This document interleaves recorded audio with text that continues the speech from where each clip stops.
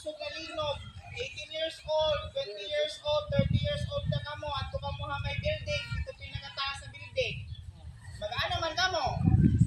O diba? Kung nalisap kamo, kayo dito mo maarap ko na ng buhaton, bumuksog ang murito ha may building. Wala ka magod. Yan na pala, Stoy. Yan na pala, ginpapabaro ha iyo, ginpapractice naton.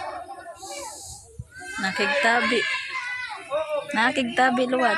Oy, ang inogla, ang disaster, madiin naton, ano ito tama pipredict? Ano, dili kita makasingnan yan, hapon, malinog. Dili para sa bagyo, nga maram kita, 24 hours, maram na kita, nga may daliabot na bagyo. Salit na kapanandang kita. Pero ang linog, hindi kita maarang kung saan o naabot.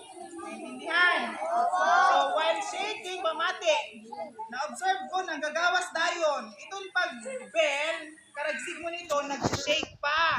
Drop, cover, and hold. Paan?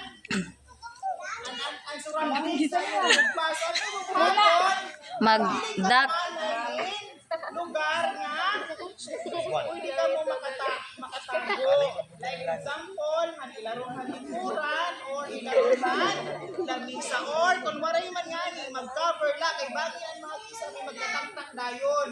Amin to nga yung ulo ang din kakabiran kaya ulo ang pinaka-critical area hanyo sa tawo. Lawas. Uban ang ulo o tagok ang mag-dig-on ng mga structures so ganin ganisa nganin lingkuran. Kung waray na ang shaking, kung na ang pag-shake, May evacuate. ang paantay, mamahinay-hinay kita. Yan ay pagawas.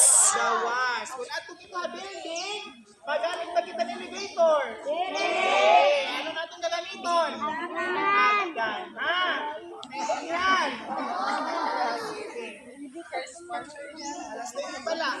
Second quarter inihan, nationwide simultaneous earthquake drill. Oh, next September na lahat sunod. Oh, third quarter, September. Okay, thank you. Oh, pila. Lala.